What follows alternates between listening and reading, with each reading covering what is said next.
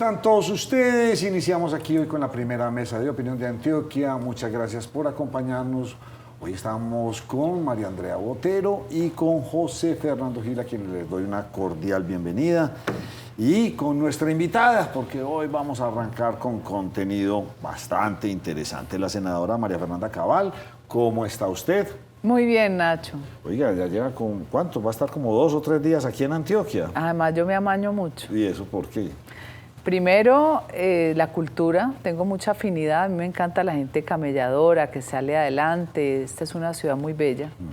Tiene una arquitectura y un diseño que atrae mucho. Y porque además mi votación es muy grande en Antioquia. Casi tan grande como la del Valle del Cauca. Está usted como con muchas expectativas, va a ir a conocer Santa Fe de Antioquia, un pueblo bastante bonito, muy similar a Barichara. ¿Y qué está haciendo? Recorriendo. Ya hoy ha estado pues, en varios medios, en Sí. periódicos, en otros canales, aquí en Nos Cogió la Noche.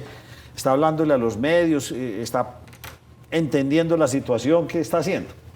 Estoy con empresarios, estuvimos con el Sanedrín, el grupo que se reúne con frecuencia aquí, muchos conservadores de Luis Alfredo Ramos. Hemos estado visitando, estuvimos en Envigado, vamos a ir a Sabaneta.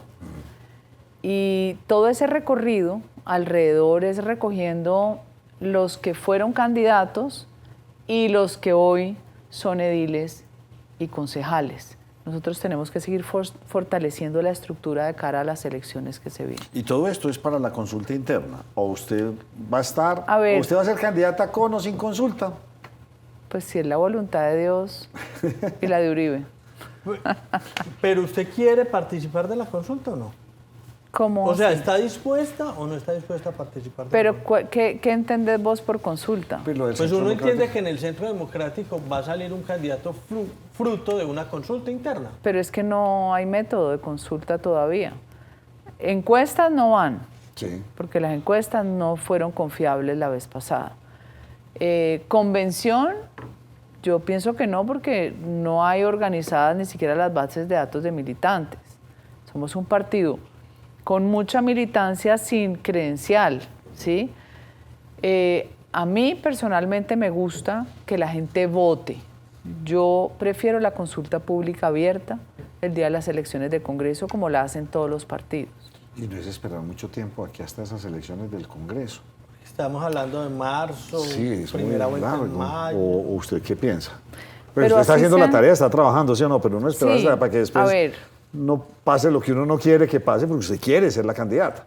Pero ¿por qué no pasaría? Si es que una consulta pública abierta vota todo el mundo, los verdes votan por sus verdes, la decisión, vota el pacto. ¿Por qué crees vos que el pacto va a consulta en marzo? Porque no saben cuál va a ser el tiene. candidato. ¿Por qué? Pero uno piensa que quizás en la derecha hay más candidatos de derecha y quizás fruto de esas elecciones en marzo pueden terminar saliendo varios de derecha, como difícil de ponerse de acuerdo antes de la primera vuelta presidencial. Lo que pasa es que dentro de los mecanismos para decantar, obviamente es importante saber cómo le va a ir a cada uno, pero hay que tener mucho cuidado con las encuestas, que muchas son financiadas por grupos empresariales que después las rebotan en sus medios de comunicación y todos tienen intereses. Cada uno quiere poner su candidato. Entonces, yo sí insisto en que las mediciones tienen que ser mucho más fidedignas, por eso yo soy más adepta a la inteligencia artificial hoy. A Trump no lo daban ganador, ni a Javier Milei, pero Bloomberg Atlas Intel sí, fue casi perfecta, casi precisa. ¿Por qué no me parece tarde marzo? Porque es que ese día usted jala las listas al Congreso con el voto de opinión de la consulta. Es que solamente hay que ver el comportamiento de los partidos, porque el pacto lo hizo. 1. 2. La reposición de votos sirve para la primera vuelta. Usted tiene una fiesta electoral donde usted regresa a tener un partido más fuerte como lo tuvimos antes, cuando teníamos 52 candidatos, 52 curules. Vamos por las 50 curules al menos. Entonces, un candidato del CD con 50 curules, con una reposición de votos para la primera vuelta, con Centro Democrático fuerte y Uribe, es un candidato que sale con más del 30%. ¿Y de usted cree probabilidad. que esas 50, pongámosle 50 curules del C, más o menos cuánto lo pueden apoyar a usted. ¿Cuántas de esas 50 No, curules? es que ya teniendo candidatura, No, pero le digo para ser usted la que más votos tenga dentro de los precandidatos del Centro Democrático. pero es que sí, la pregunta es importante. ¿Cuántos que van en esa estructura empujarían mi candidatura? Es correcto. Eso es. Sí, pero el voto de opinión es tan grande que rebasa la estructura el día de una consulta y por eso yo apelo a que recordemos lo que hizo el pacto, no por hacerle propaganda al pacto de que son buenos, no, es que saben que ese día de la consulta era el único día donde lograban un margen tan amplio de congresistas por la consulta per se. Si no, la gente no, el común de la gente no te vota Senado y Cámara, a vos te toca volver más atractivo el voto por Senado y Cámara. Son muy pocos los congresistas de opinión, por lo general. Hay quienes dicen está muy tarde, tienen que salir con un candidato ya. ¿Un candidato ya? Es muy peligroso salir con un candidato anticipado. ¿Por qué? Porque te vuelves objetivo de todos los enemigos políticos.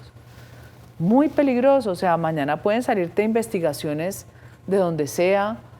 Siento que no puede anticiparse una candidatura. De hecho, creo que salir tan tempranamente es un desgaste innecesario. Mientras que sí, también se desgasta uno con el grupo, pero somos varios. Y todo el mundo está viajando por todo el país. No es igual a que viajen 5 más Uribe a que esté uno de Uribe. Senadora María Fernanda, en esa línea entonces, ¿cuál es el propósito de hacer justamente esos foros? Porque pues ya se están viendo esos 5, pero también en los foros se van viendo cuáles son las cabezas de esos 5. Porque el foro te conecta con el público, a la Sí. gente le gusta verlo a uno, tocarlo, que es tomarse la foto. El foro demuestra que tenemos la competencia para los temas de país. Cuando nosotros hablamos del tema energético, queda claro que podemos diseñar una política pública sobre la energía y la seguridad energética de un país. Cuando hablamos de seguridad, queda claro que los candidatos son competentes para atender el tema de seguridad. Entonces, te obligan a estudiar sobre todo temas especializados y sobre todo conectarte a un público que te sigue. Eso da la fidelidad del elector. Eso hace a un país, a un partido mucho más presente en la conciencia del ciudadano colombiano. Pero digamos que uno si se sienta a mirar la realidad del país, uno no tiene que estudiar. Aquí va a tocar hacer un PhD en todo lo que se ha deconstruido. ¿Cómo ve usted esa situación? Porque es que la próxima presidencia, yo diría 2 aspectos aquí, de pronto usted me los puede correr. Pensaría que vamos a tener una presidenta en este país. Eso yo creo que llegó la hora de las mujeres. Pero lo segundo, una reconstrucción bastante compleja que no sabe uno si en 4 años se logra. Seguramente 4 años son insuficientes, pero por eso cuando usted diseña un plan de reconstrucción nacional, tiene que tener aliados incluso en la oposición.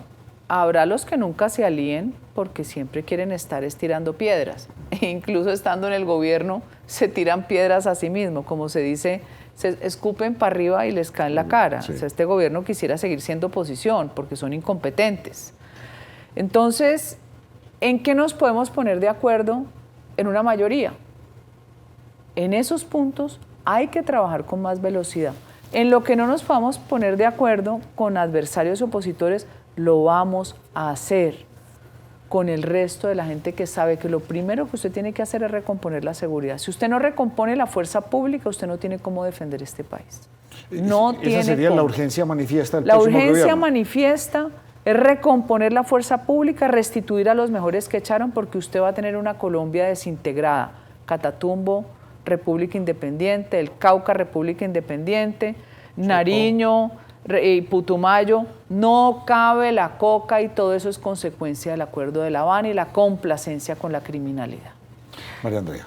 Senadora María Fernanda, antes de pasar al tema de seguridad, que ya usted lo deja en punta, quiero preguntarle, cuando se elija a uno de estos 5, entonces el Centro Democrático tiene, digamos, esa disposición para que otros se le unan o unirse a otros. Por supuesto, nosotros tenemos... Porque saben que solo el pero Centro claro, Democrático no pero podría ganar. buena pregunta, pero es que hemos ganado. Siempre se han unido los que ideológicamente son más afines, que son los conservadores, entran los cristianos, los del Mira y después... Las elecciones son una ola. Cuando usted tiene un nicho duro, el nicho duro es minoría que usted empieza a atrapar al resto para generar la masa crítica. Entonces, Nosotros no podemos anticiparnos a unirnos con ningún partido cuando hemos dado una pelea tan seria, que se unan los movimientos. Una vez se tenga candidato, si el espectro dice que hay otros más fuertes o hay outsiders más fuertes, la misión es Colombia. Hay que unirse. Y si los más fuertes somos nosotros, eso inmediatamente genera un imán para que los demás partidos, personajes y movimientos regresen. Pero para concluir este tema de su partido y el candidato con miras a la primera vuelta presidencial, en su caso, usted está firme en que es en la primera vuelta y que sean los electores los que escojan el candidato. En la primera vuelta no, en las elecciones al Congreso, que sean los electores quienes escojan el candidato del Es mi deseo, y es el deseo de los que entendemos la dinámica de la política cuando se está en ese estadio de elecciones. No es compartido con muchos que sienten temor y quieren que saquemos candidatos ya, lo que yo considero que es un error estratégico. Se puede esperar. No sé qué otro mecanismo exista, porque las encuestas como se han hecho y como están no funcionan internamente para la selección de un candidato. Si nos vamos a una consulta popular un día no electoral, nos pasa lo que le pasó a Humberto de la Calle y a Juan Fernando Cristo, que la gente no sale a votar, que usted no sale a votar porque le da pereza porque se fue para la finca. Ese riesgo es muy alto de asumir y además no tenés el mismo volumen de reposición de votos. Entonces yo lo veo es como estrategia de jalar las curules. Repito, lo hicimos antes, lo hizo el pacto y no son bobos. Lo insisto porque es una estrategia donde usted tiene una reposición legal de votos en dinero que le sirven para enfrentar una primera vuelta. Que haya otras ideas que sean mejores, mientras nos den tranquilidad, las acompañamos. Un país como en un momento bastante crítico, o sea, vemos una cantidad de obras de infraestructura sin dinero, ni hablar del tema de la salud y las EPS colgadas completamente. Hoy pues ya la noticia es lo del ICETEX. Podemos seguir empeorando. ¿Qué cree usted que puede pasar en este año y un poco más que le queda a la actual presidencia? Pero por supuesto, yo dije esta mañana, esto es como el éxodo en la Biblia. El éxodo, y en el éxodo hay gente que mantiene la firmeza, la esperanza, y otros que se tiran del barco y dicen me voy del país, aquí no hay futuro. 2 millones de colombianos se han ido y lo que es increíble es que Petro hable de la dignidad de los deportados, pero no por qué se fueron y por qué se fueron en su gobierno. Entonces, uno tiene una cantidad de retos y de desafíos que va a tocar enfrentarlos, sobre todo la falta de dinero. Pero lo primero que hay que hacer para usted atraer la inversión extranjera es generar confianza. Lo primero que hizo Petro fue espantar la inversión local y extranjera, porque la incertidumbre es el peor sentimiento para la tranquilidad del inversionista. ¿Qué más puede pasar en lo que resta del gobierno? Senadora, ¿y en dónde están los 500 billones del presupuesto? Es que es un presupuesto histórico. ¿Dónde están? Es que ¿O están guardados todo lo de para los la campaña? mamertos es histórico. No, el presupuesto se hace sobre unas aspiraciones, no es un presupuesto real, y menos cuando él reseca las principales fuentes de ingreso, como las inversiones en petróleo, carbón y gas. Es que solo en una cabeza distorsionada cabe esto con la excusa ambiental. Nos dejó sin los ingresos que más llegan por esos conceptos. Ojalá tuviéramos otras ventajas nosotros competitivas para que vinieran otro tipo de inversiones en otros negocios. Por el momento no los hay. Pero yo le vuelvo y le retomo esa pregunta. ¿Será que esa plática está guardada ahora para la campaña? No, acuérdese que ellos ¿Será que tienen existe? plata, ellos ¿O tienen será que platas. existe? Sí. Ellos tienen, bueno, las platas están en los fondos.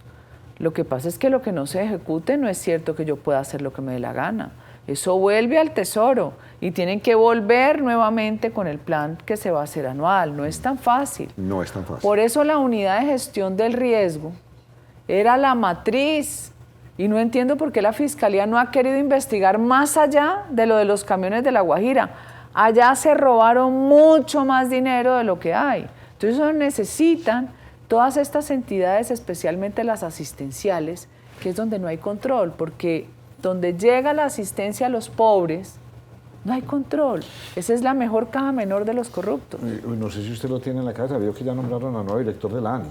Sí. Y ya vio el mensaje que le mandó, que para que acabe la corrupción, que es dentro de la ANI, después de Sí. 3 años, o sea, y son cosas que uno no se las cree. Los nombra usted para que vaya y me acabe la corrupción. Pero ¿por Pero, qué? señor, llevas 3 años pero, ahí, Nacho, llevas 3 años Nacho, mandando en ese sector. Ya no nos puede sorprender más un personaje que a las 3 de la madrugada, no por madrugador, sino por trasnochador, devuelve migrantes deportados después de que usted, cualquiera sabe que un plan de vuelo se hace sabiendo dónde usted va a aterrizar con el Claro. permiso, ¿no es cierto?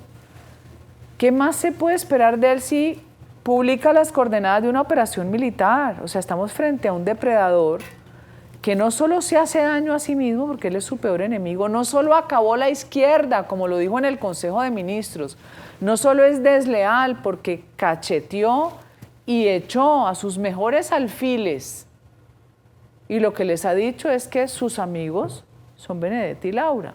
O sea, leer al personaje no es fácil si uno no entiende que es una personalidad disfuncional, que a él le gusta hacer daño, él disfruta haciendo daño y va a hacerle mucho daño a Colombia hasta que logremos que se vaya y que ni piense quedarse.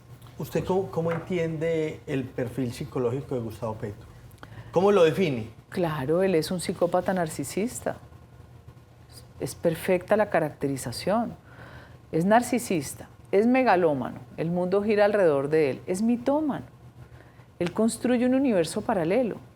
Por eso cuando habla, no sé si ustedes vieron la respuesta que dio el alcalde Galán. de Bogotá, Impresionante. diciéndole, usted está diciendo esto y no es cierto, venga, lo acompaño, usted está diciendo esto otro y no es cierto. Es que Petro es un depredador, pero lo increíble es la capacidad de propaganda que tiene la izquierda para apagar a sus adversarios y para ganarse el corazón de los incautos y de los hipnotizados.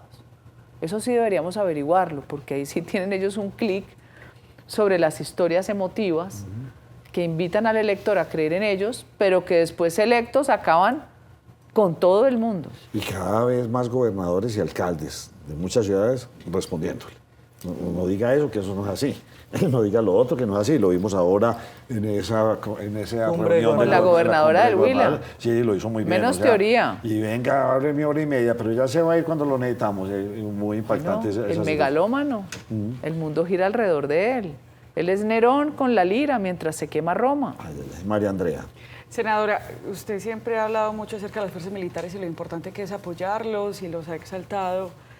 Ahora cuando se nombra Pedro Sánchez como ministro de Defensa, usted hace una crítica. No le gusta. No sé si es por la persona o porque viene de las fuerzas militares. No es la persona, no lo conozco, debe ser bueno.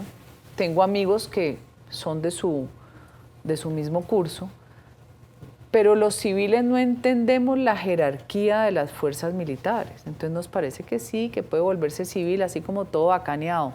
Eso es muy serio. La antigüedad es esencial para la definición de los grados y además la antigüedad es la que genera la confianza en las órdenes que usted da sobre sus subalternos. Entonces empezamos a deshacer un sistema que tiene un orden jerárquico establecido donde 35 se tendrían que ir. Ahora dices que no se van a ir. Pero si no renunciaba, él ya renunció a las fuerzas militares. Ojo, es que le toca, porque la Constitución Política de Colombia obliga a que sea un civil en esa cartera. Entonces él se cambia de traje y yo ahora me vuelvo civil por un tiempo para después retomar. Eso no cambia el que tenga a los de más experiencia que fueron sus maestros hoy de subalternos. Entonces a mí sí me parece que trastorna el orden militar en momentos críticos para el país. Que sea militar me fascina. Si yo soy presidente de este país, seguramente en esa cartera pondré a alguien, el mejor. No necesariamente tiene que ser general, puede haber sido un coronel de muchas batallas, muy condecorado, que sea alguien que se la haya jugado como la mayoría lo hacen por este país, pero hoy en este momento él termina rompiendo un orden que significa ser subalterno, jerarquía, ser subalterno, subordinación, porque las órdenes se tienen que generar con confianza. Si unos no renuncian porque los sentaron y le dijeron no se vaya, que lo necesito, ojalá no se vayan, pero eso no lo entienden los veteranos de la fuerza pública. Pero eso por el contrario no es de parte del gobierno, reconocer que las cosas en ese aspecto se estaban haciendo mal y de pronto que hay que cambiar. O sea, como mirarle, no todo varilla para el gobierno. No le des ese crédito a Petro, por favor. Mira cómo tiene la policía desbaratada. Cómo descabezan 90 oficiales de la policía que iban a ascender, habían hecho el curso un día antes, les llega un correo electrónico. O sea, es que son grotescos, son vulgares. Por eso estoy presentando el proyecto de ley regulando la discrecionalidad. Me dio la gana, me cayó mal usted porque tiene esos ojos claros, me cayó mal. No me cayó mal, no, yo tengo unos derechos adquiridos. La carrera militar y policial es una carrera de vida, seria. No es que hoy soy gerente y mañana me votaron, no señor. Entonces esa discrecionalidad es la que no respeta este gobierno con Petro ni personajes que están alrededor de Petro. Entonces, yo quiero que le vaya bien a este país, que le vaya bien a este general, pero esas decisiones generan distorsión. Vamos a ver qué pasa. Senadora, en el entendido que el orden público es el deber ser de un mandatario, es que eso no es porque yo me le mete, no, es que ese es su deber ser. Un mandato. Es un mandato, usted tiene que hacer eso. Así es. ¿Cuál es el futuro de Colombia? ¿Cómo lo ve usted? O sea, digamos eso, de orden público, chulémelo, porque eso es un mandato, pero tenemos un dilema grande, tenemos una periferia en el país, que fue la que se pronunció en las elecciones anteriores, tenemos, o sea, falta mucho por hacer en todos esos lados.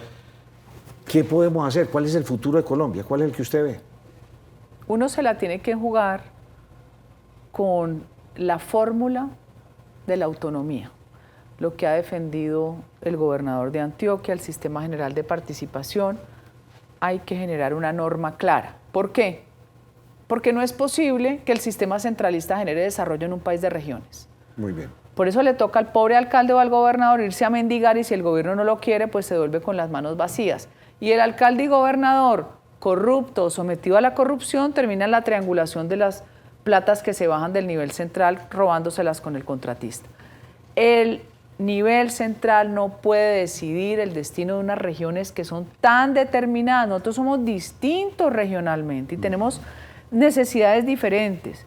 Hay que darle recursos a las regiones. Entonces usted lo descentralizan administrativa y políticamente y no le dan un peso.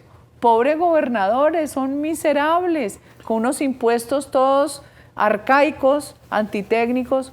Hay que darle plata a las regiones. Y me le meto ahí, y entonces un departamento como Antioquia que produce riqueza, el Valle del Cauca y otros que han hecho la tarea de producir riqueza, no se la devuelven. No se la devuelven. ¿Por qué? Porque tenemos que ser solidarios con el resto del país, ¿no, señores? Eso es un carretazo. Entonces, claro, hay que ser solidarios con el Chocó, con el Amazonas, con San Andrés. Para ellos tenemos un sistema especial. Atendámoslos. Pero también lo que es inaudito es que aquí, con el cuento solidario, también se inventan que es que en las regiones roban y en el nivel central no roban. Y lo de la unidad de gestión del riesgo, que es más todo lo demás que todavía no ha saltado a la luz. Entonces la región sabe lo que necesita, pero no es el colmo que el 80% de la ruralidad colombiana carezca de bienes públicos. Aquí la gente todavía toma agua sucia, en el segundo país con mayor riqueza hídrica. Y usted va a una vía terciaria y no existe. Cuando hay fórmulas, pídale a cada alcalde un peso del Sistema General de Participación y usted ponga 5. Busque con regalías y haga un acuerdo con los alcaldes y hace un fondo para vías terciarias. Hay que tener imaginación para eso. No, y lo que usted está diciendo de pronto es que a veces tenemos muchos alcaldes, pero que son de adorno, porque no tienen plata, no pueden hacer nada. Todo lo tienen que ir a rogar a Bogotá. Con la ponchera. Y ahí se les va la mitad del presupuesto, pues ir a un alcalde de un municipio de baja categoría, pues le fue el presupuesto yendo a Bogotá a hacer lobby. Pero son la mayoría los de nivel 6. Sí, claro. Sí, Estamos fregados. Que son casi Entonces, ¿le gusta a usted esa autonomía fiscal? Me encanta. Además está el cuadro, los países más ricos. Usted sabe el 50% del PIB mundial lo producen 12 países. Y son estados federales en su sistema organizacional. Después es como 26 países producen el 25% del PIB mundial, son autonómicos como lo que queremos aquí. Y después viene el reguero y la chorrera de países que no salimos de la pobreza y somos países centralistas. ¿Su sueño es ser presidente de este país? Mi sueño es servir a este país. Servir a este darle país. grandeza a este ¿Trabajará país. usted mucho este año en función de eso? Mucho.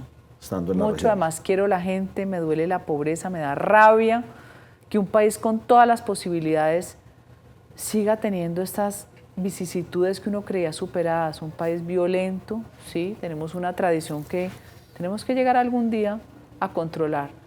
Y no creo en la dialogadera, creo en que la paz se impone con la Constitución y la ley. A propósito de eso, el presidente Gustavo Petro en la reunión con los gobernadores manifestaba que el gobernador de Antioquia no estaba, que era el que le gustaba imponer más con la muerte los temas de paz. Seguridad. De seguridad. ¿Usted se identifica con el gobernador de Antioquia? ¿O no está de acuerdo con la forma de ver el presidente, la postura del gobernador de Antioquia frente a los diálogos de paz? Pero a ver, el presidente, ¿qué ha hecho en su vida que pueda mostrar como ejemplo? ¿Ser guerrillero? Además dicen que fue un guerrillero hasta flojo y malo. Ni siquiera fue el líder, para uno decir, el líder revolucionario. Bagazo. ¿Qué ha hecho él para que nosotros le creamos y lo admiremos como cuando usted dice, mire, yo generé esta empresa, tantos empleos? ¿Qué ha hecho? Hablar paja. Él es un politiquero tradicional igual que todos los políticos que él critica. Él ha vivido del Estado, ha ordeñado al Estado. ¿Qué ha hecho? Maravillosa la administración de Bogotá, nos dejó con basura inundada porque le dio por atacar a los privados, porque es un tipo que está fuera de realidad. Entonces, todo el que es exitoso a él le da rabia porque él es envidioso, como todos los izquierdópatas. ¿Por qué odia al gobernador de Antioquia? Si lo que hemos hoy vivido con un presidente que concentra el poder de forma arbitraria es que golpea al que es su opositor y premia al que es su afín, pero resulta que él gobierna para todos los colombianos y la plata pública no es de él. La plata del regálesela al que quiera, pero la plata pública tiene obligaciones de atención incluso con alcaldes y gobernadores que no son de tu corriente política. Entonces Petro es un depredador, termina siendo un hombre menor, un hombre mezquino. Ahí vi que entró a Ubaté, que a él le fascina esas reuniones con campesinos, pero tiene que recordar que Ubaté es una de las regiones más productivas de leche, donde la tierra vale muchísimo y la vaca, cada vaca vale más que cada uno de nosotros. Hecha y forjada por campesinos ricos. Se han hecho ricos a través del tiempo. Allá llegó Petro y lo recibieron con el fuera Petro. Y entonces él saca su cámara para grabarlos, como cuando los mamertos lo insultan a uno y esperan que uno les conteste y lo graban. No, Petro no está entendiendo que la gente ya no lo quiere, que él le engañó, que incluso hasta sus seguidores están resentidos. Y 200.000 muchachos, estrato 1 y 2, se van a quedar sin educación porque les va a llegar al doble la deuda que tienen con el ICETEX. Y a Petro no le importa. Con el sol a cuestas ya este gobierno, ¿tiene mucho margen de operación o ya definitivamente tiene margen de daño? Tiene margen de daño. Tiene margen de daño. Porque él tiene. Pero ya mucha gente bajándose todo el proyecto y entendiendo que se vienen otras elecciones, que se viene un cambio, ya todo el mundo está bajando. Se le bajan del bus. Los radicales, a los que echó y zapateó, sus compañeros de progresía, muy resentidos, él se va a alinear con los que están en los negocios del Estado y los menos ideologizados. Y en esa alineación llega Juan Manuel Santos, porque Santos viene con la pretensión de poder poner presidente. Y Santos ya le dijo, usted ya fue presidente, ya usted no se meta aquí. Entonces ahí va a haber una especie de forcejeo, pero van a terminar resumiéndose en un candidato que pueda recoger las banderas del santopetrismo, petrosantismo, diluyen a la extrema izquierda, a nosotros nos rotulan de radicales y ellos vienen a ¿Y tiene usted buscar algún nombrecito por ahí de un posible sí, candidato? Roy. ¿Solo Roy? No, viene más? Roy, viene Cristo, viene Claudia López, viene Fajardo, también aquí. Vienen esos. Bien interesante. Senadora María Fernanda Cabal, gracias por aceptarnos la invitación a la primera mesa de opinión de Antioquia.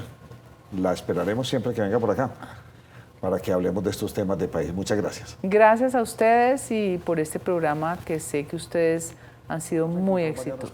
Ya volvemos. Pues los dejo con...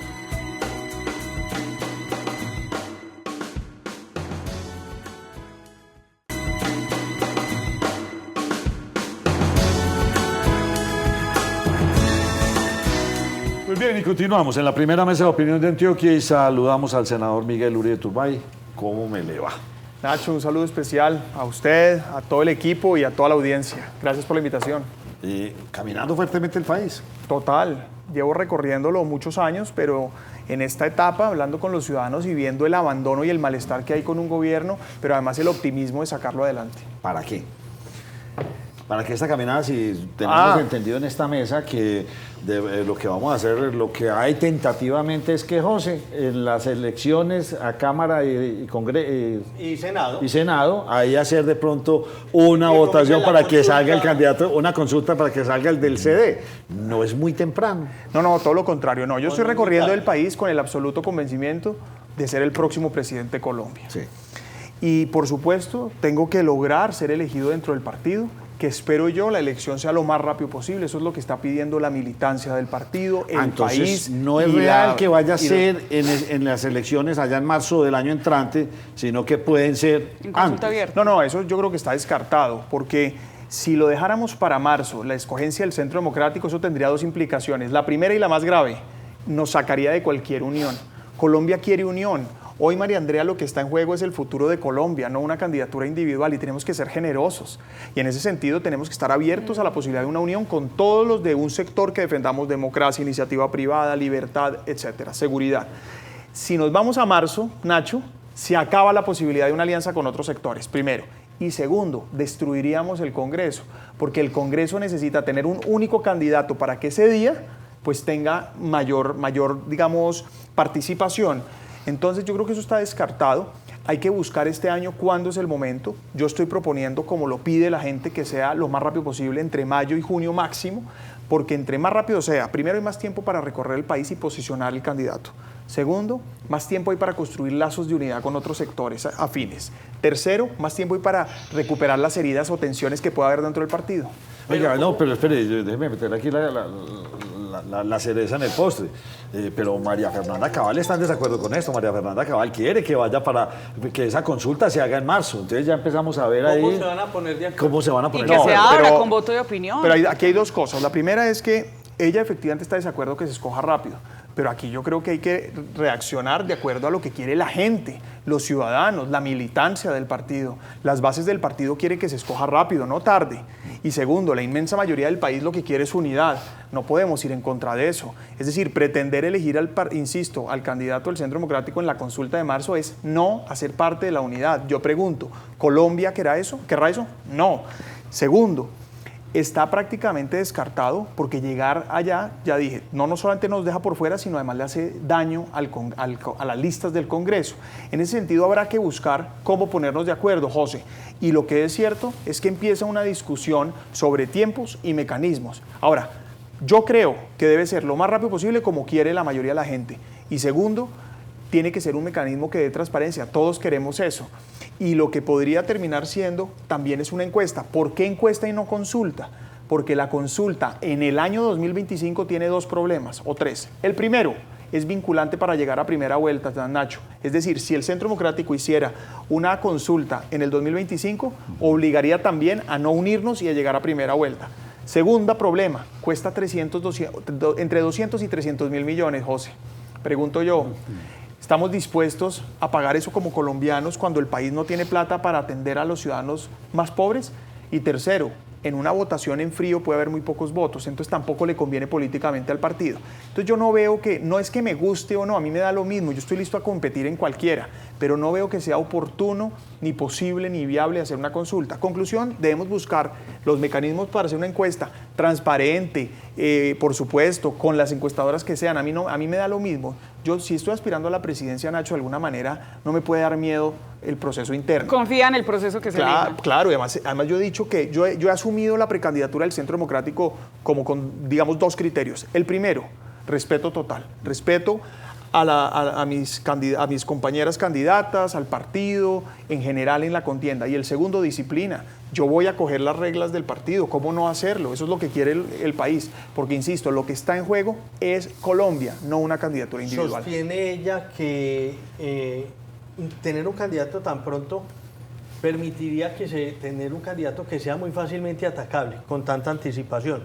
¿Sostiene ella que a las encuestas no se les cree y sostiene ella que si lo hacen en marzo, tienen la oportunidad de que haya una reposición económica que les permitiría llegar a potenciar la candidatura presidencial. José Fernando, primero, el tema de los ataques. Primero, ya nos están atacando, pero si yo no tengo rabo de paja, ¿por qué me tiene que preocupar? Es decir, los ataques los recibo hoy, los hemos recibido siempre, pero uno se puede arrimar a la candela cuando no tiene rabo de paja.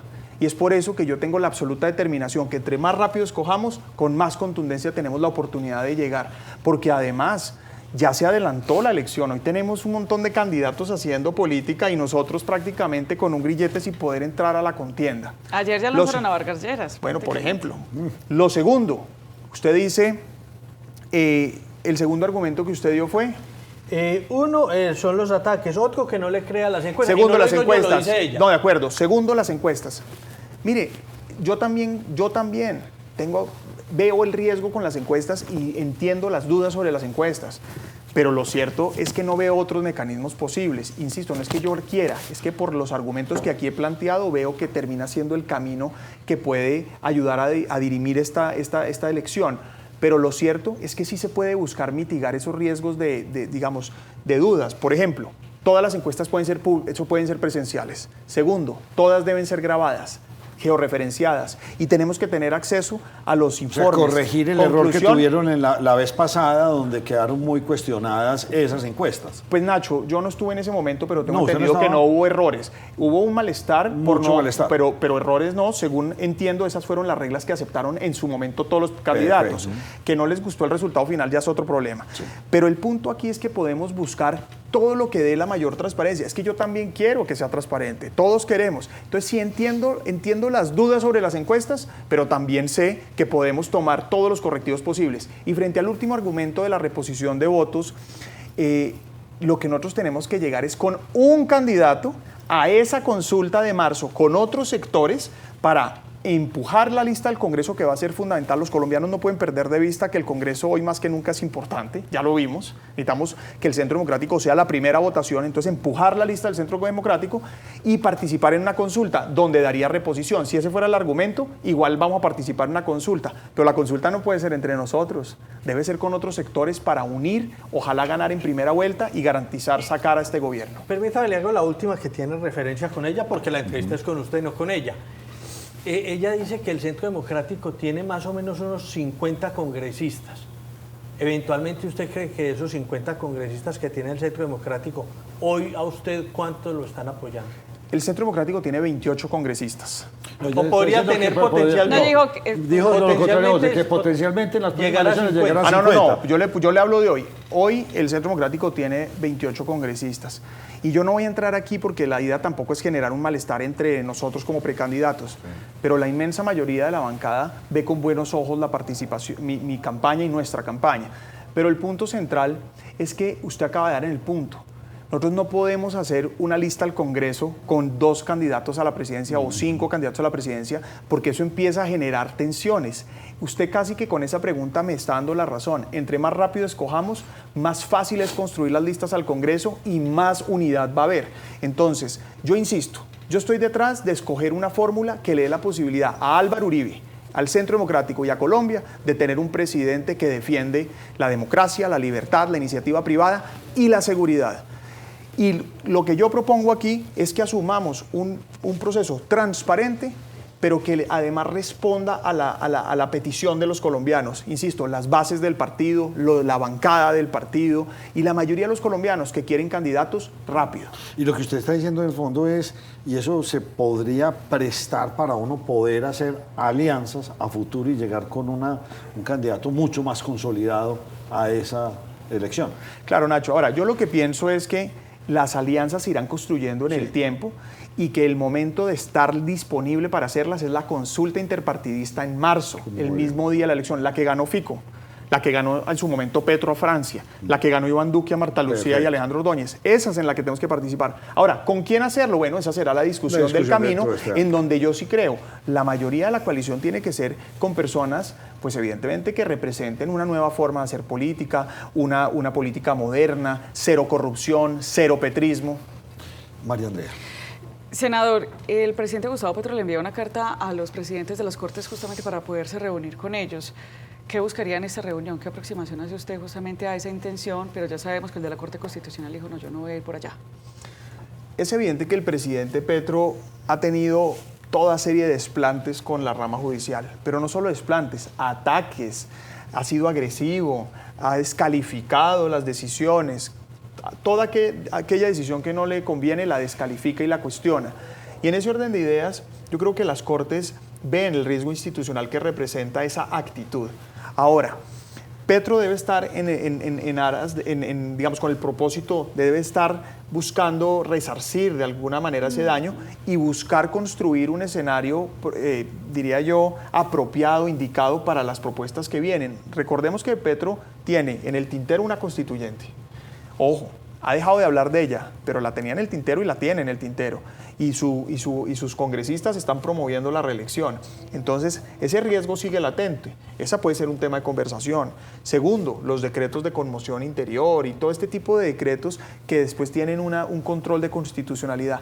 Y al final, de alguna manera, todas las acciones del gobierno tienen controles independientemente si son de la Corte Constitucional o en su defecto del Consejo de Estado. Entonces puede estar en aras de construir esa relación para poder avanzar en su agenda. Pero lo cierto es que la Corte Constitucional, la Corte Suprema y el Consejo de Estado han sido a todas luces un freno de mano a las arbitrariedades de este gobierno. Y yo celebro que sea así. Finalmente la justicia debe ser un freno de mano para aquellos presidentes que buscan destruir las instituciones. ¿Será que el tema que vamos a tener ahora en campaña vuelve a ser el tema de la seguridad?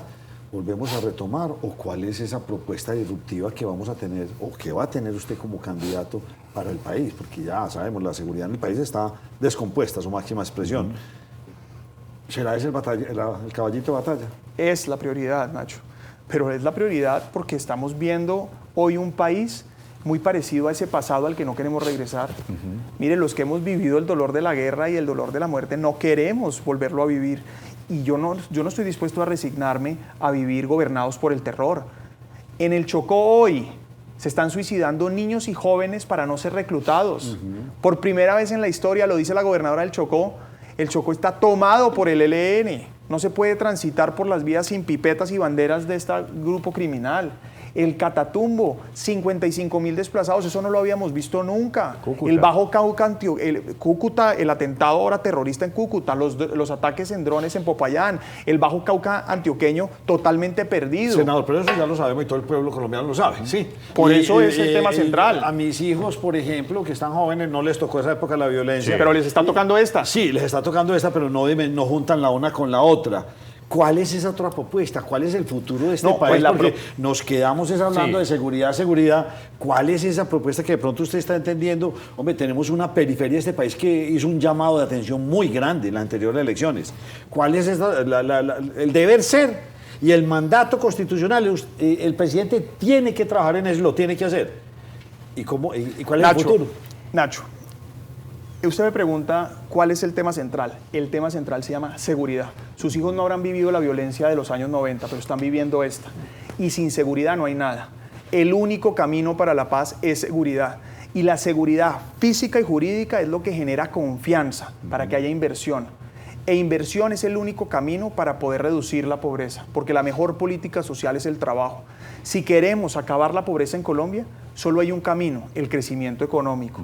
Y para que haya crecimiento económico, empresas, emprendimientos, inversión extranjera, tiene que haber seguridad. Por ejemplo, el Urabá antioqueño puede ser un polo de desarrollo nacional, pero sin seguridad es imposible. Se está haciendo Puerto Antioquia, va a hacerse Puerto Picicí, van a hacerse 3 puertos más Túnel del Toyo. Hay que volver el aeropuerto de Apartado, un aeropuerto de carga internacional, y el Urabá antioqueño se vuelve el epicentro para traer, por ejemplo, empresas japonesas, coreanas, asiáticas, europeas, para poder invadir el mercado americano, mexicano y latinoamericano. Pero necesitamos seguridad. Necesitamos seguridad. El campo colombiano. Colombia debería ser la despensa del mundo. Así como Mato Grosso en Brasil se volvió el estado más rico gracias a la agricultura, la Orinoquía colombiana puede sembrar 7 millones de hectáreas. ¿Pero qué necesitamos? Seguridad para sacar las FARC y el ELN de allá. Necesitamos garantizar la frontera con una división, una nueva división que estoy proponiendo en el Ejército de Fronteras. ¿Queremos turismo? ¿Queremos que aquí se visite el suroeste antioqueño? ¿Queremos ir a Jardín? ¿Queremos ir a Tarso? ¿Queremos ir a Venecia? Necesitamos seguridad. Y así sucesivamente en todo el país. Siempre es un tema transversal. El punto central es este. Para mí la seguridad es una causa. Y mi propósito de vida es un país sin violencia.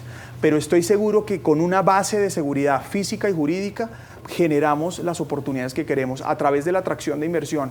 El mundo entero ha funcionado gracias al crecimiento económico. Aquí no podemos ser tan torpes de pensar lo contrario. Ahora, ¿cómo se cierra el ciclo aquí? Con un Estado pequeño. Sí. Estado pequeño, cero burocracia, cero derroche y cero despilfarro. Miguel, la palabra es seguridad, pero nos queda en el tintero como seguridad es la expresión. Pero las herramientas, ¿qué? Porque hacemos el paralelo con hace 30 años y hace 30 años existió el Plan Colombia. ¿Qué tenemos para garantizar esa seguridad y qué necesitamos para garantizar la seguridad? Yo estoy proponiendo una estrategia en 3 componentes. El componente militar y policial, el componente de inteligencia e inteligencia financiera y el componente de desarrollo social y ambiental.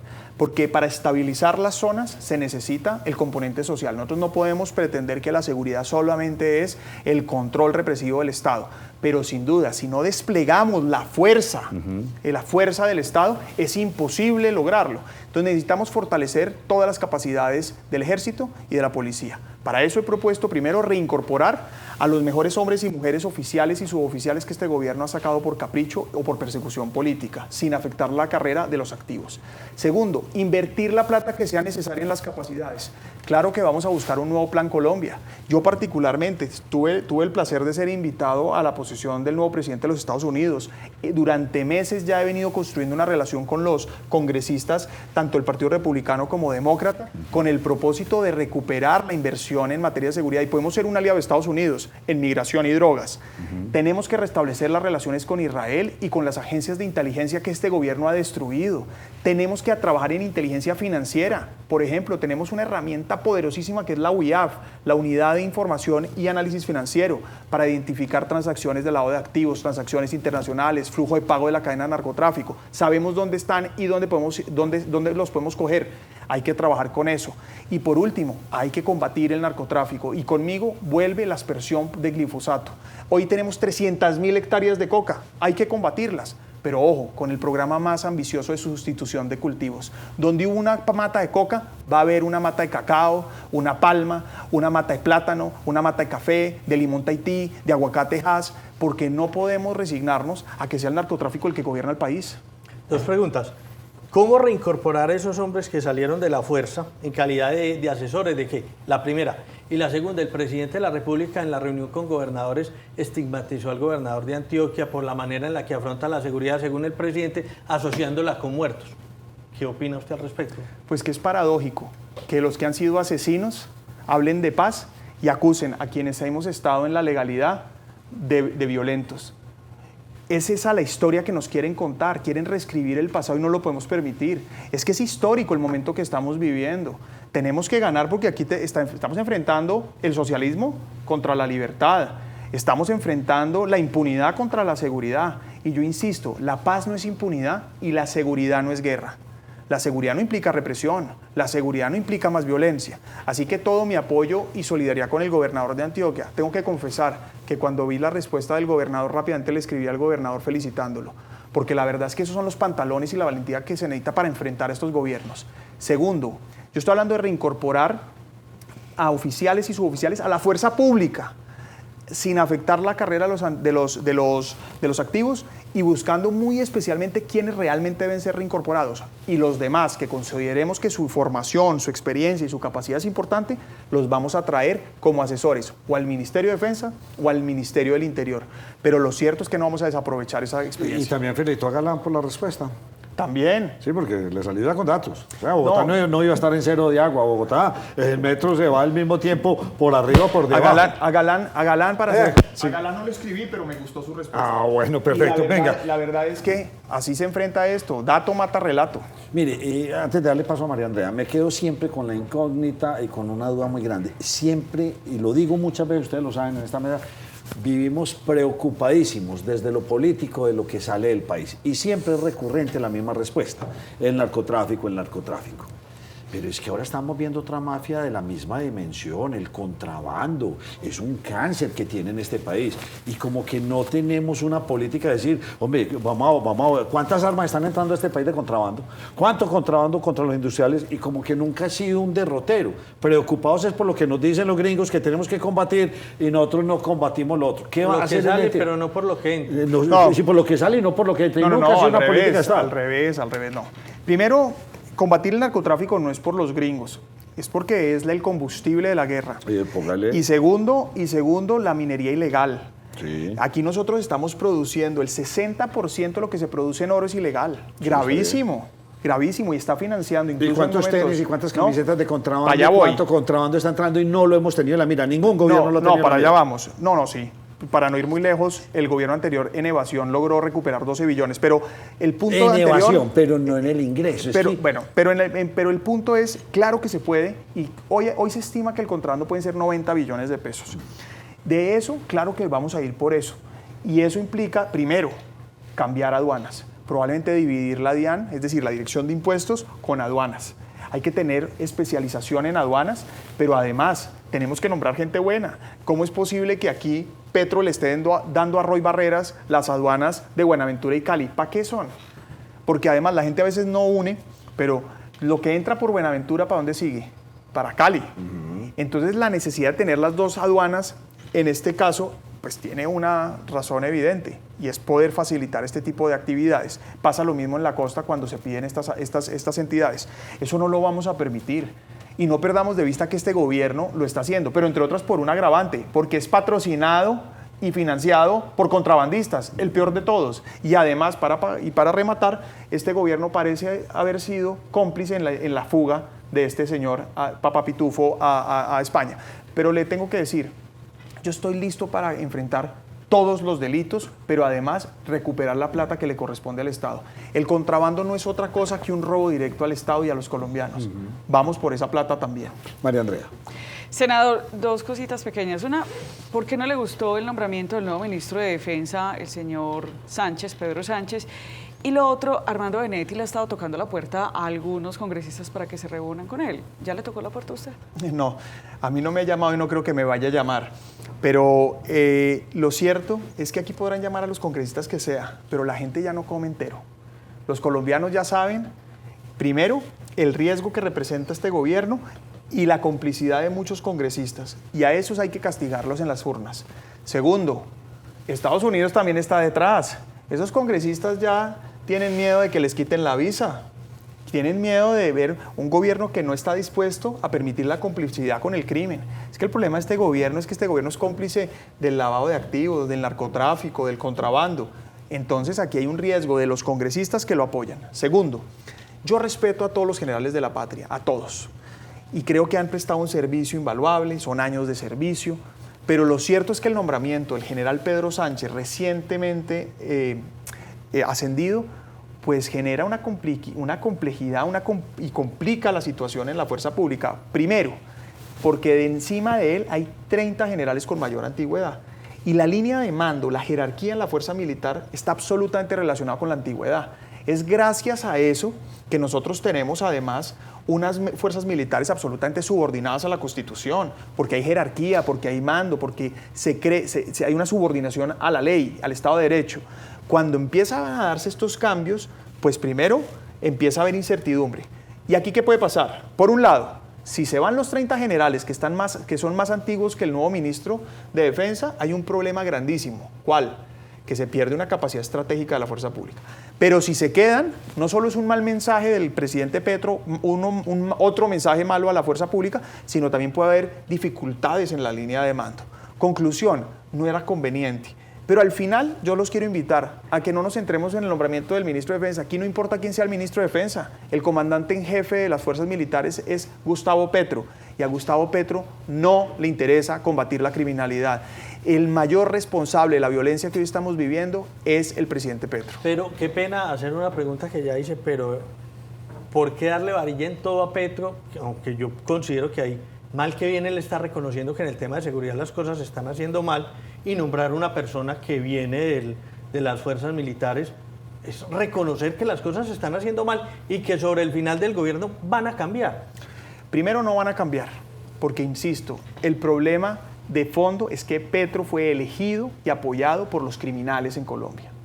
Y toda su política se ha basado en la paz total, que no ha hecho una sola mención de que va a cambiar la paz total. La paz total es la propuesta central de este gobierno, que no es otra cosa que las políticas de impunidad que han fortalecido al ELN para tomarse el Catatumbo, al ELN para tomarse el Chocó, al Clan del Golfo en todo el norte del país, volvió inviable por completo el Cauca. Entonces, Gustavo Petro no está reconociendo que él es el responsable de esto. Él está asumiendo que hay unos problemas hoy que además no se los atribuye a él. Se los atribuye a la historia, se los atribuye a factores exógenos al gobierno. Entonces, eso lleva a decir que el problema de fondo es Petro, primero. Segundo, que Petro reconozca, cosa que no está haciendo, no es suficiente. Aquí necesita tomar medidas concretas. Y lo que a mí, yo tengo que reconocer una cosa, lo que a mí sí me gusta del nombramiento es que haya abierto la puerta para que vuelvan militares al Ministerio de Defensa. Imagínense por un minuto que esto lo hubiera hecho Iván Duque, Álvaro Uribe o Juan Manuel Santos. ¿Qué hubiera dicho Petro? No, gobiernos fascistas, gobiernos represivos, autoritarios. Ya después de esto queda claro que es legítimo volver a nombrar militares en el Ministerio de Defensa, cosa que puede ser necesario. Ahora, yo insisto, el problema de fondo no es el señor Pedro Sánchez, a quien no conozco. Lo que estoy diciendo es la complejidad que ustedes han visto y la incertidumbre que generan las fuerzas militares, por lo que ya expliqué. Y lo segundo es que el problema de fondo no es el ministro, es Petro. Petro no le interesa combatir la criminalidad. Son los mismos con las mismas. Vienen del mismo lado y van juntos para el mismo lado. ¿Lo peor ya pasó o qué podemos esperar ya que tiene el gobierno con el sol a sus espaldas? Yo creo que siempre puede ser peor. Con Petro siempre puede ser peor. Además, yo lo conozco bien. Se lo he dicho aquí varias veces, Nacho. Yo fui concejal y presidente del consejo cuando Petro fue alcalde. Cada día de Petro en la alcaldía fue peor que el anterior. Si me permiten una similitud con el exalcalde aquí, Daniel Quintero. Yo pregunto, ¿Daniel Quintero en algún momento dejó de ser menos malo que antes? No, por el contrario, a medida que avanzaba se profundizaban los escándalos, había más corrupción, había más dificultades. Pasa lo mismo, pero además esto se agrava, ¿por qué? Porque Petro se radicaliza, se queda sin gente que nombrar, empieza a nombrar activistas como estamos viendo, como estamos viendo. Tercero, acude a las peores prácticas, la corrupción, la mermelada, para poder tener gobernabilidad. Y por último, como tiene un desespero de conseguir votos, lo que está tratando de hacer es una irresponsabilidad fiscal con subsidios, con regalar plata. Entonces tenemos un cóctel Molotov en la inseguridad. Tenemos un problema gigantesco en las finanzas públicas por esa irresponsabilidad fiscal y populismo. Tenemos unas bombas que se nos van a estallar. Energética, el tema energético que está a punto de ser un apagón, el problema del gas, que a propósito voy a hacer un control político precisamente porque las tarifas del gas y el desabastecimiento. Tenemos una bomba atómica que es la salud, que es el problema principal de los colombianos y no de los más ricos, porque el más rico puede que se le encarezca la salud, pero la paga.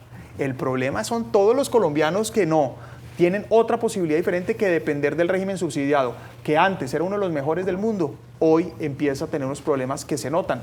Ya no hay medicamentos, ya no hay citas, ya no hay especialistas, ya no trasladan a los mejores hospitales ni al San Vicente, ni al Valle de Lili, ni a la Santa Fe, a los pacientes. Es muy complejo. Y meterle la última, que es la educación. Se quedan todos estos muchachos sin financiamiento. ICETEX. Tiene razón, una nueva bomba. Crecen los intereses del ICETEX. Sí, entonces una promesa también incumplida. Usted nos ha manifestado acá en intervenciones pasadas que usted es un experto en Petro. ¿Qué va a pasar en el país en lo que resta del gobierno Petro? En los 16, 17 meses. Le decía, Petro se va a radicalizar, cada vez va a nombrar más activistas, va a hacer más política y menos gobierno cada vez, como lo hemos venido haciendo. Cada vez va a acudir más a su nicho radical. Lo que vimos en el Consejo de Ministros no fue otra cosa que una obra de teatro para enamorar y fidelizar a los más fieles seguidores. Y eso va a llevar a que el daño se profundice, como acabo de decir. Se profundice en estas áreas: seguridad, finanzas públicas, salud, energía, educación. ¿Para ayudarle a quién? ¿Será que el candidato de él ahí va a ser un santista, un petrosantista como Roy Barreras? ¿Hacia dónde apunta toda esta convergencia y todo ese trabajo que va a hacer en este tiempo que le queda? ¿Quiénes son las cartas? En su cabeza y corazón, él quisiera estar en el tarjetón otra vez, cosa que hoy no veo posible. Y su trabajo político, su legado político, su capital político va a estar dividido en dos facciones: la radical y lo que usted llama petrosantismo, que son aquellos ministros que estuvieron cercanos al gobierno de Juan Manuel Santos y que hoy han sido las fichas claves dentro del gobierno Petro. Esos son Roy Barreras, Cristo, Mauricio Liscano, Luis Gilberto Murillo, Alfonso Prada y otros. Ahí hay un nicho. Y el segundo son los radicales: María José Pizarro, Bolívar, Daniel Esquinteros, Alexander López, bueno, toda esa expresión. Yo supongo que eso va a tender a unirse en una consulta y pues van a escoger uno.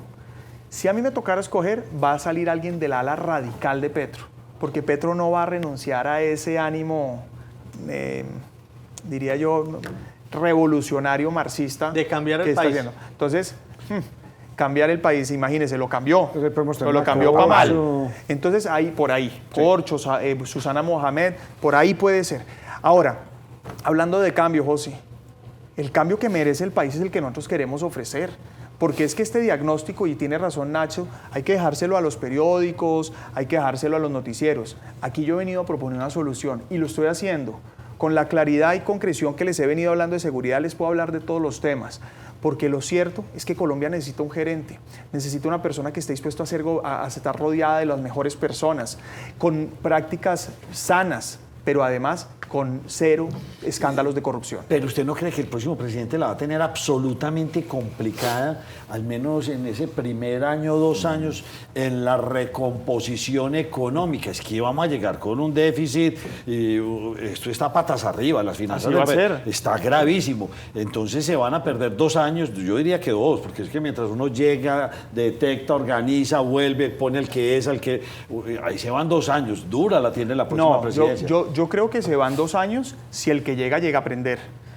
Pero en mi caso particular, yo he contado aquí, yo tengo una experiencia además intachable.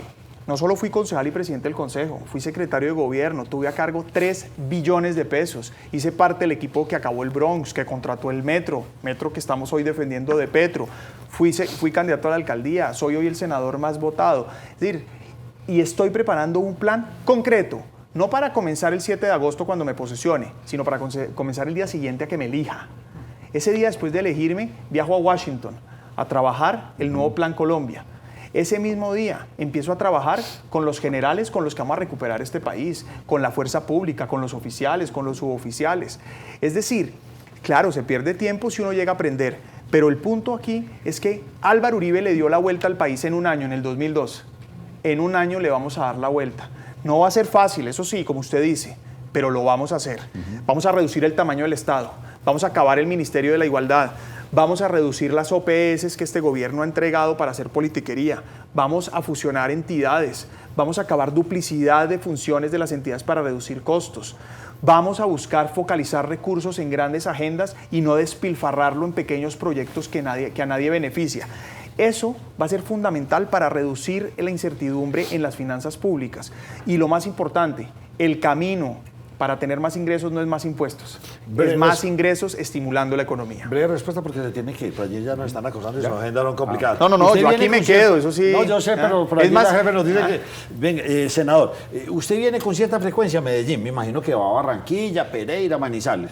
¿A usted le gusta ir al Cauca, al Meta, a esa otra periferia? ¿También ha ido a entender qué dice la gente? Claro, por allá? hace poco estuve en Popayán, Sí. he recorrido el Meta, estuve hace poco ¿Y cómo lo reciben, sabiendo que estuve es- en Cúcuta.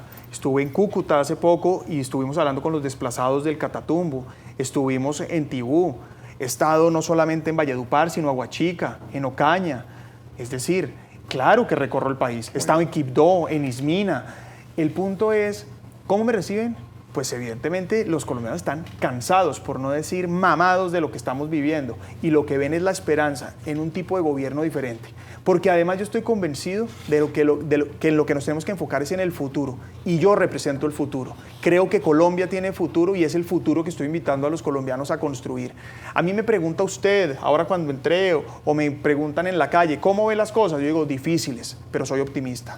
Y soy optimista porque vamos a construir el futuro que nos merecemos. Vamos a llevarle a Colombia el cambio que se merece. Vamos a hacer del país un país seguro con oportunidades. Señor y senador Miguel Uribe Turbay, espero que ya tiene usted su agenda muy comprometida. Cuando vuelva me escribe Siempre. y aquí seguiremos hablando del país. Muchas gracias. A usted muchas gracias y felicitaciones por este nuevo estudio. José Gracias. Luis, José Fernando, María Andrea, gracias por la invitación. Una breve pausa y volvemos.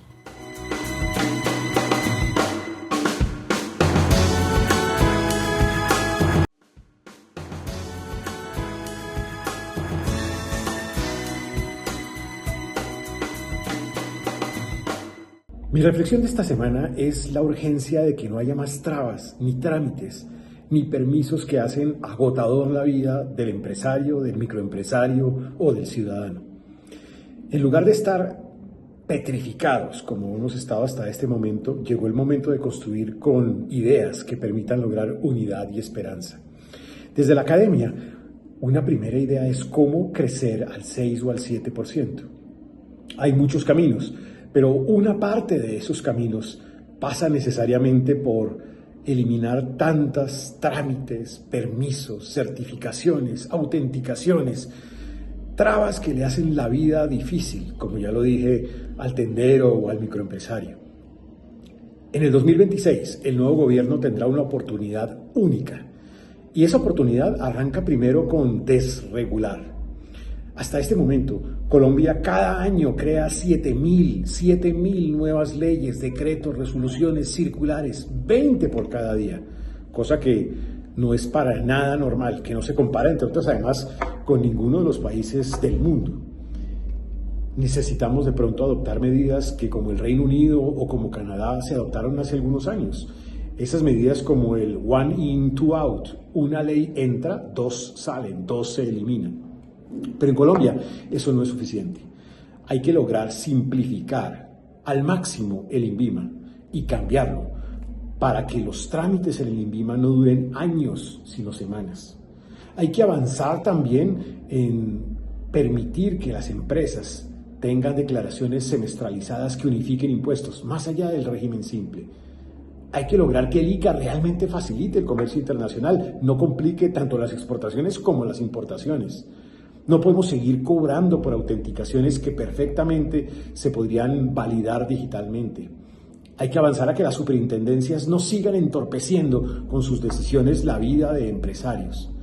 Hay que lograr que los permisos de la construcción no duren eternidades, años enteros, que las licencias ambientales tengan silencio administrativo positivo, que las consultas a comunidades no se conviertan en un mecanismo a través del cual no se logra el desarrollo.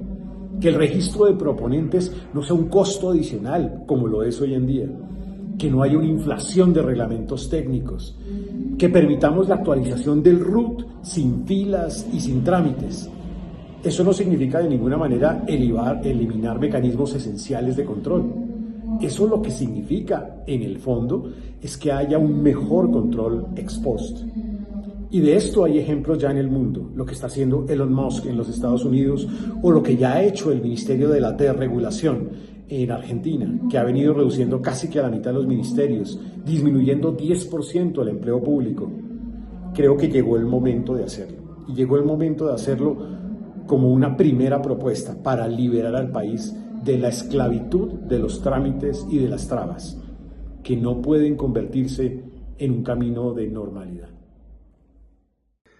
Lo ocurrido en Argentina con el presidente Javier Milei, luego de brindar un respaldo a una criptomoneda llamada Libra, es la clara muestra de la forma como algunos líderes políticos no entienden que sus redes sociales son instrumentos importantes y son activos digitales que impactan la economía, impactan lo social, lo político y la vida cotidiana de las personas.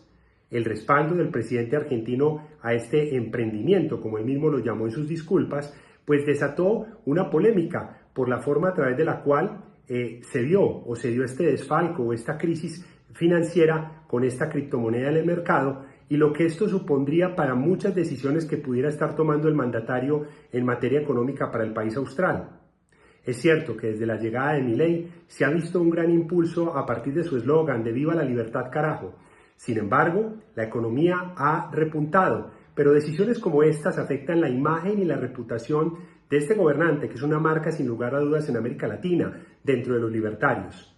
Afecta su imagen y reputación también al no entender que desde sus cuentas personales de Twitter, los líderes políticos impactan la realidad, las externalidades de la economía y por eso es muy importante, antes de trinar, tomar aire, poder analizar muy bien los mensajes, consultar a los equipos especializados que rodean los gobiernos y no cometer errores. También se viene a la memoria, pues obviamente aquel trino de las 3 de la mañana de Gustavo Petro, que generó una de las crisis diplomáticas más delicadas que ha vivido Colombia en las últimas décadas.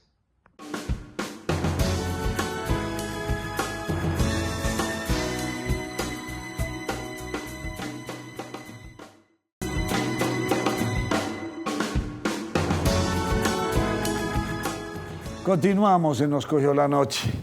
Y esas cosas que me da por irme a averiguar cosas, porque definitivamente vivir en Medellín cada vez es más complejo.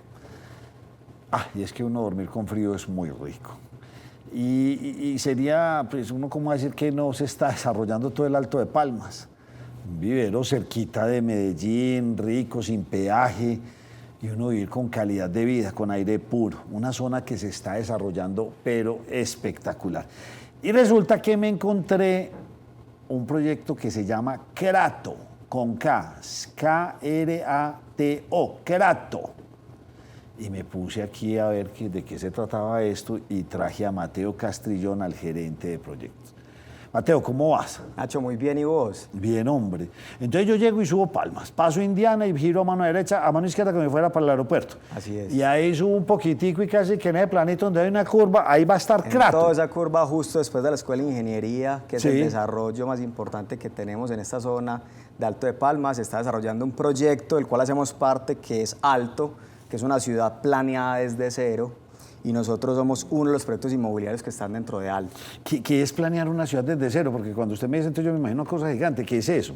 Mira, es muy interesante porque es muy diferente una ciudad planeada desde cero de pronto a una urbanización o una unidad, como le decimos acá. Sí. Y es que finalmente de lo que se trata Alto es que puedas combinar varios servicios para que puedas tener un muy buen estilo de vida. De hecho, es Alto 5 Minute City, o sea, que vos tengas todo a 5 minutos caminando. O sea, que yo vivo en mi casa y a los 5 minutos tengo el mercadito, a los 5 minutos tengo la salud, o sea, que todo sea caminable. Todo lo tenés ahí. Y son las ciudades del futuro. Exactamente. Uy, qué bien. Es una tendencia, de hecho, a nivel mundial, hay muchos ejemplos en el mundo de esto, entonces básicamente lo que tiene es 3 etapas, donde en la primera es donde está la predominancia en vivienda y renta, ¿cierto? En la segunda va a tener un parque, donde pues está todo el tema de diversión, esparcimiento, gastronomía, va a tener un hotel y un módulo mixto, y en la tercera etapa va a tener todo lo que tiene que ver con módulos deportivos, módulos de temas quirúrgicos y temas de salud, el tema del supermercado. Entonces es muy interesante porque vos, si estás ahí porque vivís, porque es una zona muy interesante para vivir,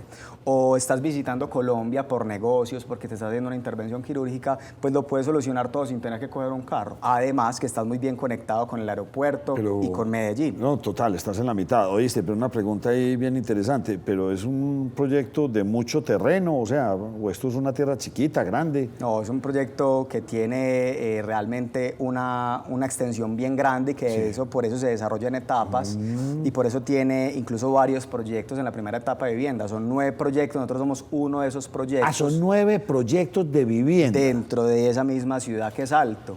¿Y ustedes tienen uno? ¿Cuántas viviendas van a ser ahí? Son 23 solamente, son 23 unidades habitables, son áreas pequeñas, esa nueva tendencia de no tener áreas muy grandes. ¿Pero es en apartamentos o en casitas? Son formatos de dúplex, ¿cierto? Sino que son unas unidades comerciales que vos puedes usar para habitar o para rentar, ¿cierto?